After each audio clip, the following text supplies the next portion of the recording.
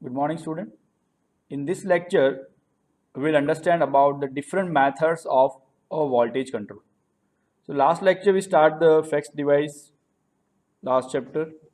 We see the definition of FEX devices, classification of FEX device, series shunt, series controller and shunt controller. And the benefits of FEX devices. And then we see the what is the sources of reactive power, which is used for the voltage control.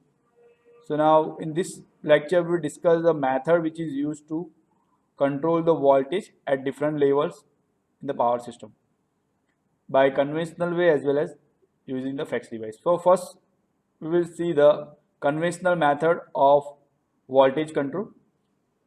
So control of voltage level, that is accomplished by controlling the production, absorption and flow of the reactive power at all level in the system. So as we know that the reactive power in the power system, that is directly proportional to the voltage level. So if you want to control the voltage, we require to control the reactive power at all the level in the system. Then we can control the voltage level. So to increase or decrease the voltage level, we require the injection or absorption of the reactive power. So in the last lecture, we have seen the different sources of the reactive power like generator. So generating units provide the basic means of the voltage control. So all the generating station are the source of the reactive power. So basically, generator is used to provide the voltage control. That is the basic means of voltage control. Then additional means which are used to control the voltage throughout the system. So there are different sources or sinks. Sink means absorption of the reactive power. So sources or sinks of the reactive power such as shunt capacitors. If you connect the shunt capacitor bank, if you connect the shunt reactor, synchronous condenser, or FEX devices like static wire compensator. So all are the sources as well as sinks of the reactive power. Or in other words, we can say that it is a production or absorption of the reactive power. So through these devices like shunt capacitor, shunt reactor, series capacitor or series reactors, synchronous condenser, static wire compensator. So all are the sources of or sinks of the reactive power. Same way line reactance compensator such as series capacitor is also a source of reactive power or sink of the reactive power. Regulating transformer like tape changing transformers and boosters, as we already discussed the DVR, dynamic voltage restorer, in the chapter first power quality, that is used to maintain the voltage level at the distribution system. So DVR is a one type of FEX device that is used at the distribution level to maintaining the voltage or to control the voltage at the distribution side. So here you can see the simple single line diagram of the two bus, one generator bus. Here the voltage is V1, other is the V2. Impedance is Ra plus Zx. Generally the value of resistance is neglected because the value of resistance compared to the inductive reactance is very small. So generally we consider the only reactance part. So you can see the reactive power equation here, that is depend upon the voltage level. So it means that voltage and reactive power dependent to each other. So to maintain the voltage level, suppose if you want to maintain the voltage level at the bus here at the V2. So to maintain the constant voltage, you require to provide the required amount of the reactive support. Then you can maintain the voltage V2. Clear? So means that the reactive power flow in the line, that is depend upon the voltage level at the different buses in the power system. Clear? So these are the sources of reactive power. Again repeat, shunt capacitor, shunt reactor, synchronous condenser and static wire compensator. Same way line reactance compensator like series capacitor also sources and sink of reactive power, and tape changing transformer as well as DVR. Now next we will discuss the detail about each and every sources or sinks of the reactive power. So shunt capacitor and reactor as well as series capacitor, that are the passive components. So why they are passive component? Because they are permanently connected with the transmission as well as distribution system, or they are switched using the mechanical switch. It means they not provide the automatic control based on the requirement of the reactive support.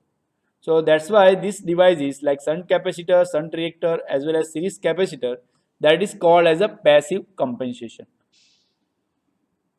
Now they are used to contribute to voltage control by modifying the network characteristic. So how they modify the network characteristic?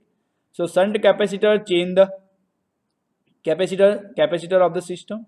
Same way shunt reactor as well as series capacitor that change the system impedance.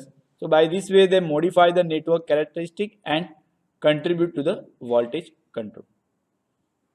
Synchronous condenser and SVC. SVC is a one type of FEX device. Full form is static var compensator. So synchronous condenser and SVC both are the active compensation, because the reactive power absorption or supply by them, they are automatically adjusted so as to maintain the voltage of the buses to which they are connected. It means we not required to permanently connect it with the system.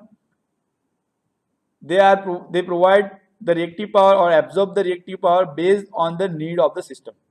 Suppose the voltage at the particular bus is increases, it means that the reactive power is in excess amount, so we require to absorb the excess amount of the reactive power to maintain the voltage at near to the 1 per unit. So at this time this SVC or synchronous condenser acts like a reactor. So a reactor is a sink of the reactive power, so that sinks the required amount of the reactive power and maintain the voltage at that particular bus to the near to the rated value of 1 per unit. So based on the requirement of the system, synchronous condenser and SVC provide the sufficient amount of the reactive power or absorb the sufficient amount of the reactive power. So they automatically adjust and maintain the voltage at the buses at which they are connected. That's why this device is called as an active device or active compensation devices. Together with the generating unit, they establish the voltage at the specific point in the system. Because generator also provide the reactive support, but generator has its own limitation, its excitation limitation, so up to which the generator provide the reactive power compensation. But after that, we can use the synchronous condenser as well as SVC, or you can use the series capacitor, shunt capacitor and shunt reactor to absorb or inject the reactive power to maintain the voltage at the particular bus. So what is the objective of the reactive power compensation? So the two objective, one is the voltage control and another is to improve the maximum power transfer capability. Because if you not provide the sufficient amount of the reactive power, then the real power transfer capability reduces. Here we are talking about the real power transfer capacity. So they improve the maximum power transfer capacity. It means that they improve the maximum power transfer capacity of active power.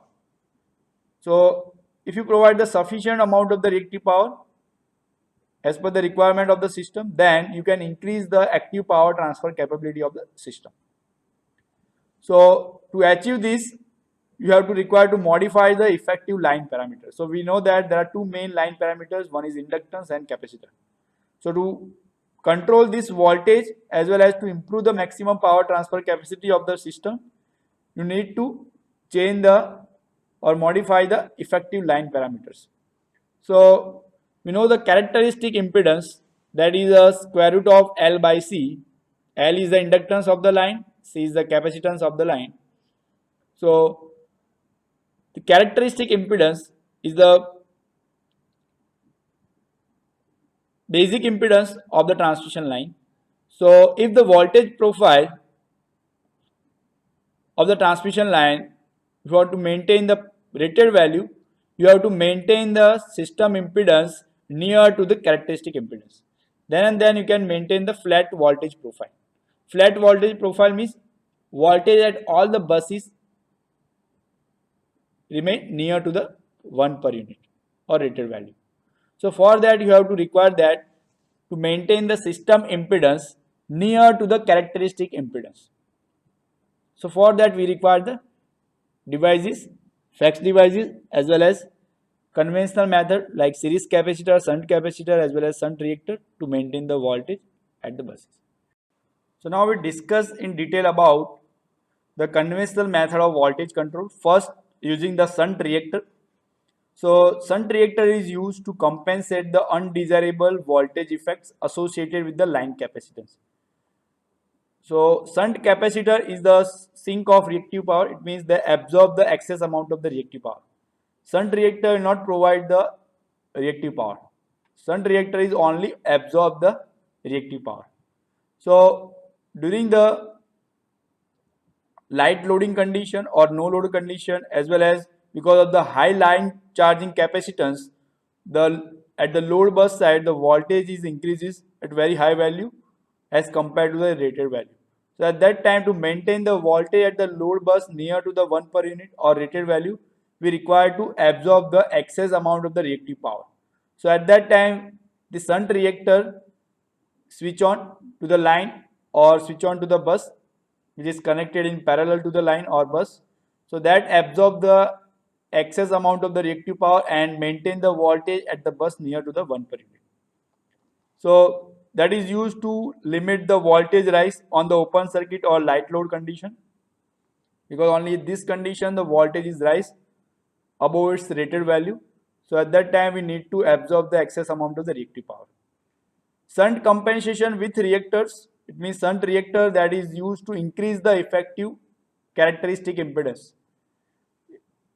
because during the light load condition or open circuit condition, what will happen? The characteristic impedance becomes very low. So because of that, voltage level increases drastically. So to maintain the voltage level or to decrease the voltage level up to the rated value, we require to increase the effective impedance. Then and then we can maintain the voltage at the bus near to the 1 per unit. So the shunt compensation with reactor that is used to increase the effective ZC, means effective characteristic impedance. Second, that reduces the effective natural load, so that voltage at all the load bus we can maintain the flat profile, it means near to the 1 per unit. And they are connected either directly to the lines at the end, or they are connected with the transformer tertiary winding, and they conventionally switch as the VAR requirements vary. So they are directly connected to the line as well as that is connected with the tertiary winding of the transformers. Line reactor assists in limiting switching surges. The second objective of using the line reactor is to limit the switching surges happens because of the switching of the line using the isolator. When isolator open and close, at that time switching surges are created. So this line reactor assists during the and limit this switching surge by using the reactors. In very long lines, at least some reactors are required to be connected to the line, because in the long lines there is a high possibility that at the receiving side voltage is increasing drastically during the no load or light load condition. So that we know that it is called as a Ferranti effect. In the long lines, in very long line, when receiving side load and load is drastically reduces or open circuited, at that time the receiving side voltage increases drastically and it is greater than the sending end voltage, V2 greater than V1. So at this condition called as a Ferranti effect. So to avoid this Ferranti effect in a very long transmission line, we require the reactors at the certain interval of the line, so that we can maintain the voltage level at the receiving side near to the 1 per unit. So here you can see that the single line diagram of the transmission line. This is the generator. At the generator bus voltage is E1. This is a generator reactance XS. Here this is a system bus voltage ES. This is a receiving side voltage ER.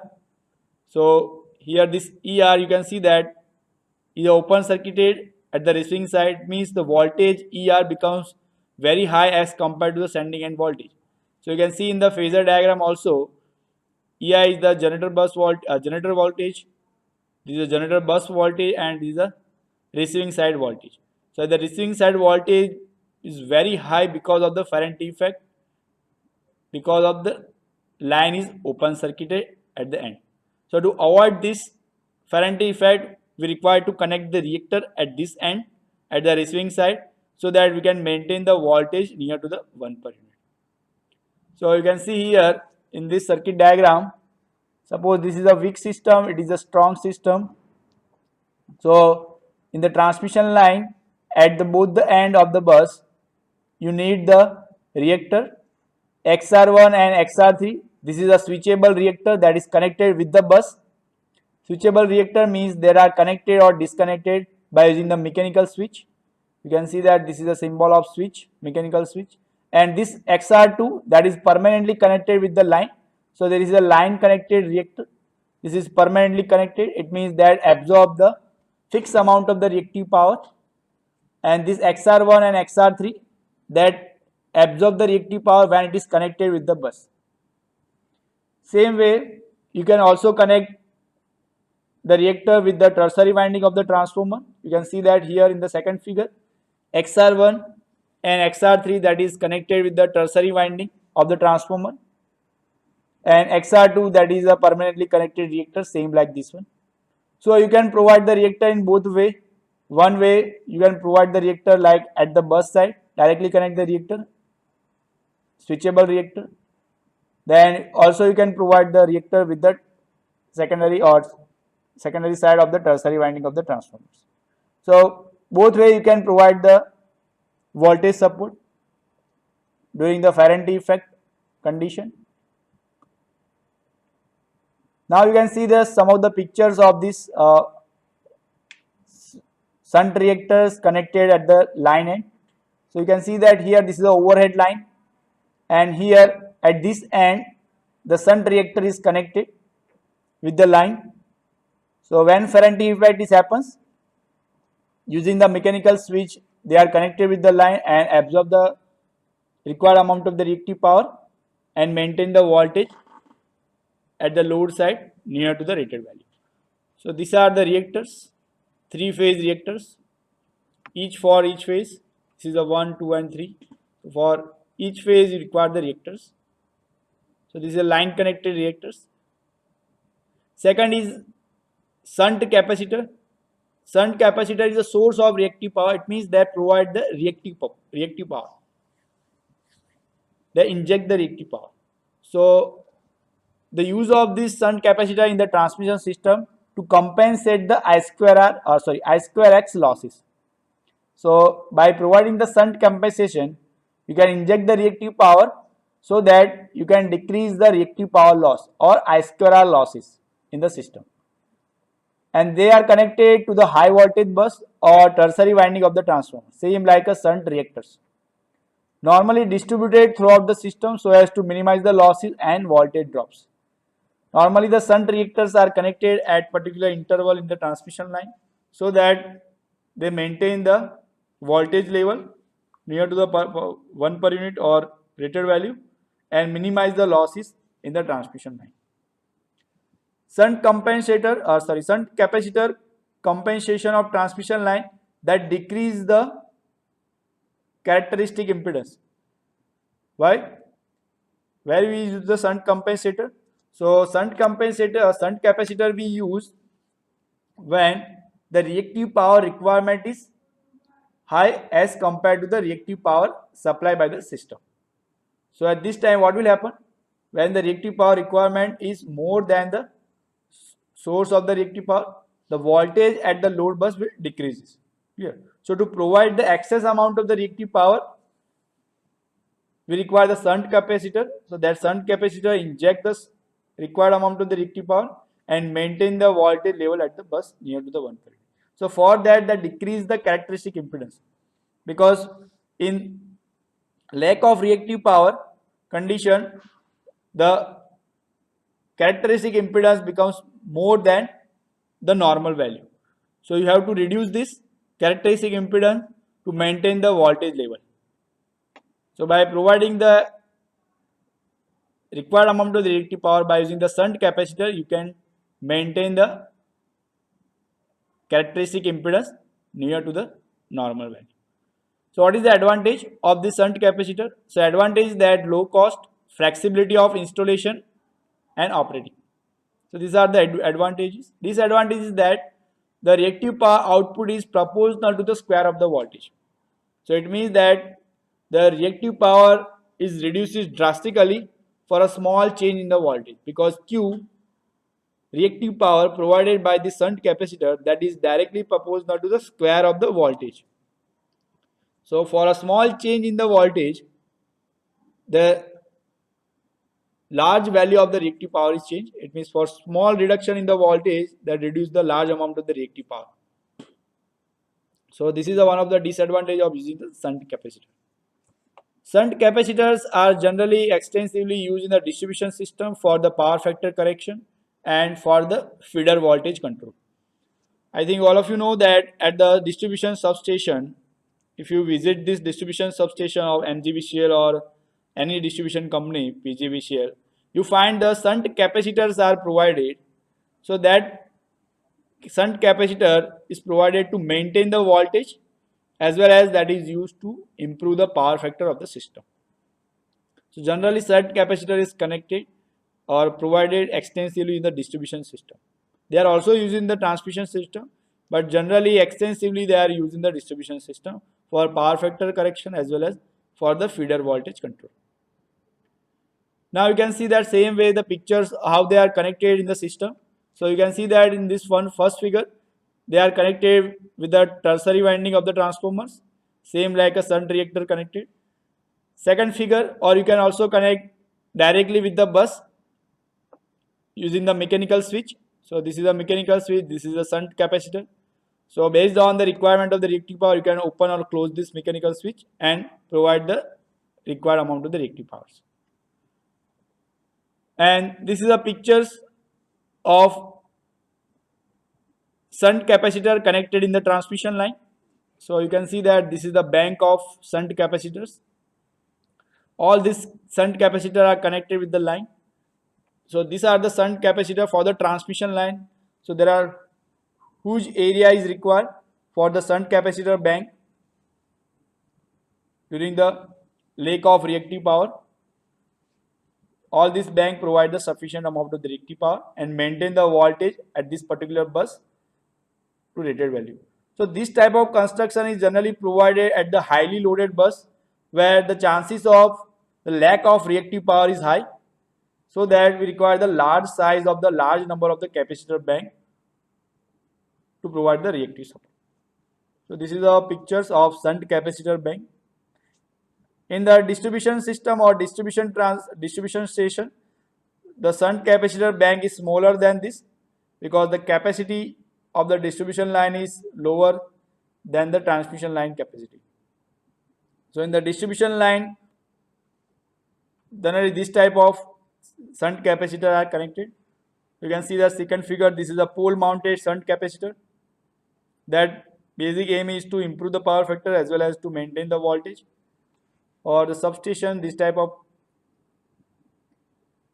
shunt capacitor bank is connected to maintain the voltage.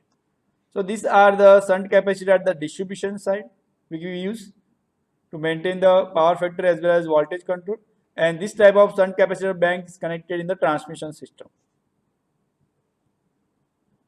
Then series capacitor. So series capacitor that are connected in series with the line. The main aim of the series capacitor is to compensate the effect of inductive reactance, or they are used to reduce the effective inductive reactance of the line.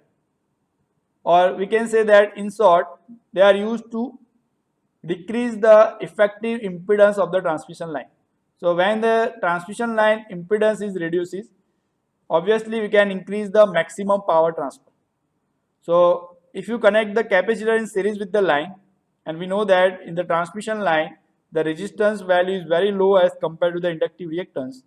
So if we consider that only XL is present in the transmission line without compensation, if you connect the series capacitor in series with the line, so XC come into picture, so total impedance of the line becomes XL minus XC. So overall impedance of the line will reduces. Ultimately the active power transfer capacity will increases, because you know the equation of active power transfer, P is equal to V1 V2 divided by x into sine delta. So here in the denominator this x, that x is nothing but a line impedance or line reactance. So by connecting the series capacitor in the line, now this reactance becomes XL minus XC. So what happened? The overall impedance of the system will reduces by connecting the series capacitor. So it means that denominator decreases. So ultimately active power transfer will increases. So first aim of using the series capacitor is to increase the maximum power transfer capacity of the transmission line. And second rule is the second scope of or second benefit of using this series capacitor is to reduce the I square R losses. Series capacity compensation in effect that reduce the characteristic impedance. Same like a shunt. Reactive power produced increases with increasing the power transfer. So that's why it is called as a self-regulating. Because as you connect the series capacitor in the line, overall system impedance will reduces. So ultimately that increase the power transfer capability. And as the power transfer capability increases, the reactive power production capacity of this system will increases. So this is a self-regulating device because reactive power production increases with the increase of the power transfer. And power transfer increases as you connect the series capacitor because of the your overall effective impedance of the line will reduces.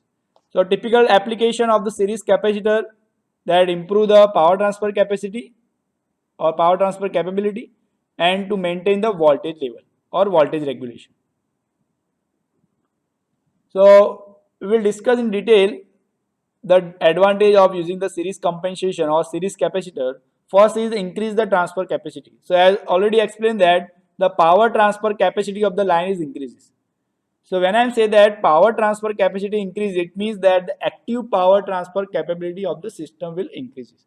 So as we know the equation P is equal to E into V divided by X into sine delta. Here E is the generating bus voltage, V is the load bus voltage, X is the overall system reactance and delta is the angle difference between the generating bus and load bus. So as you decrease this X, the active power transfer capacity is increases. So how to decrease this X? So that is by connecting a series capacitor in the line. So this reactance becomes XL minus XC. So that's why this P will increases. It means that the power transfer capacity of the transmission line will increase. Second,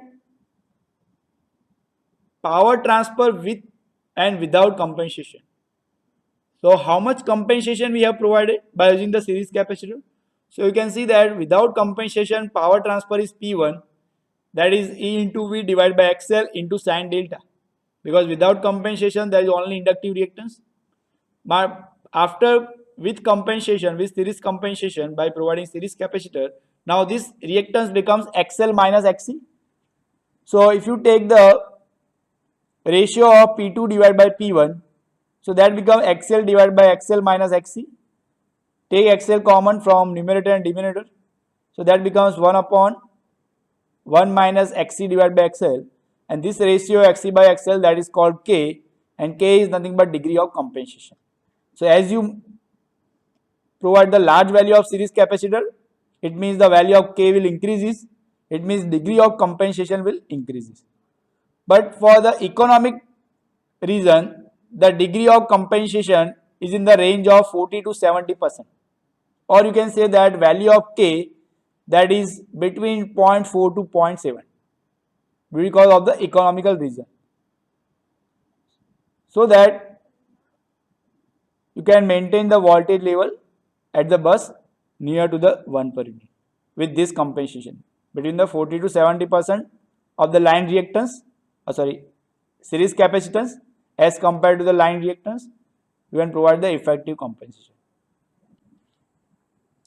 So second advantage is that the improvement of the system stability. So if you want to transfer the same amount of power with same value of sending and receiving end voltage, the delta in case of series compensated line, which is less than the uncompensated line. It means if you connect the series capacitor, in that case the delta, this angle delta is less as compared to the without compensation or without connecting of the series capacitor in the line.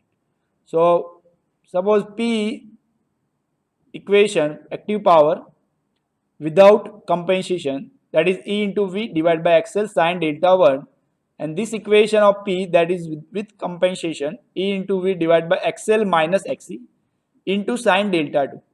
So if you take the ratio of these two power, sine delta 2 divided by sine delta 1, so this equation becomes XL minus XC divided by XL.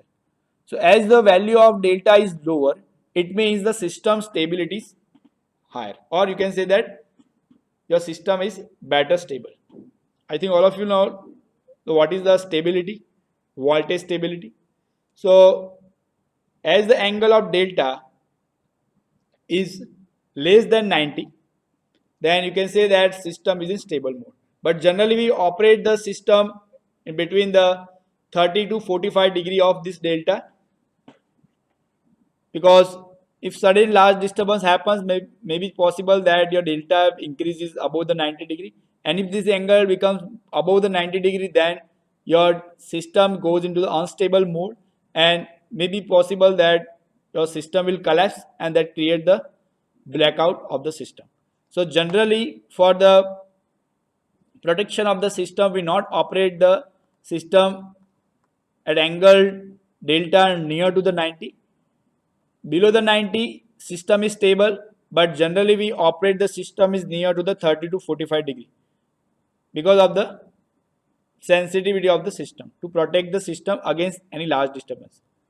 So series compensation that offers the most economical solution for the system stability as compared to the other method, like to reduce the generator, transformer reactance, bundle conductor, or increase the number of parallel circuits.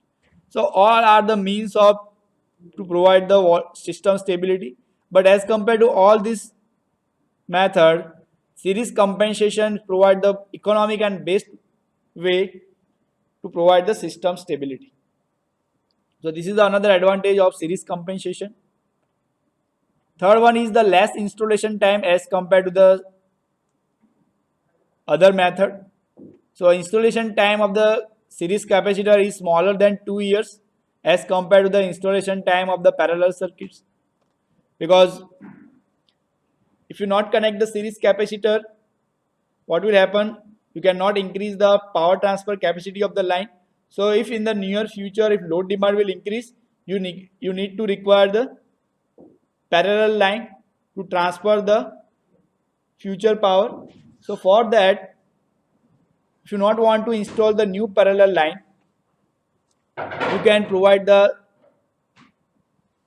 series capacitor in the series with the line, so that you can increase the power transfer capacity, and it takes only 2 years, approximately 2 years. But if you install the parallel circuit line to meet the future load demand, that takes approximately 5 years. So if we see the cost point of view as well as time point of view, then connection of the series capacitor, it is best way to provide the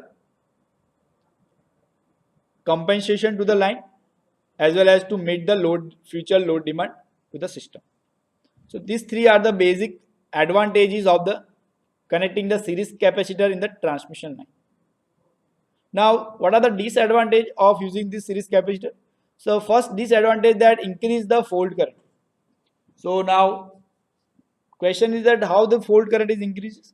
So as we know that by connecting the series capacitor, what we decrease is we decrease the effective impedance of the line. So when fault happens and if impedance of the line is less, so what will happen?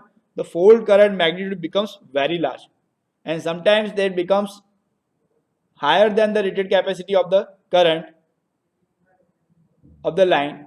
Then what will happen? The conductor may burn and your whole circuit is become open. So this type of high fault condition, these are the disadvantage of using the series capacitor, because that reduces the effective impedance, so that increase the level of fault current. Second disadvantage, that mal-operation of the distance relay if the degree of compensation and location is not proper. As you know that in the protection subject, the distance relay is operated based on the impedance they have measured from the point at which they are connected to the point at which the fault has happens. So if you connect the series capacitance, what will happen?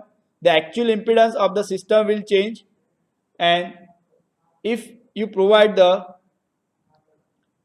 higher degree of compensation, then the overall system impedance becomes very low. So in this condition, maybe your distance relay will operate falsely, or you can say that mal operation of the distance relay. So this type of problem is created because of the series capacitance.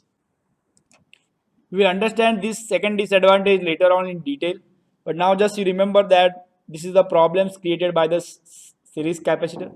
Third problem is created by the series capacitor, that high recovery voltage of line across the circuit breaker context and is harmful.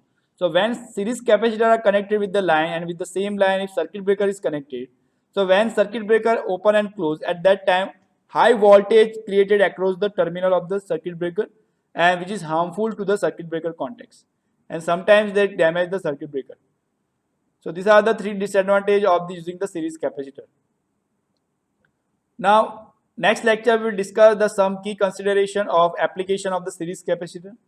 So here I stop this lecture. I hope you understand all this topic.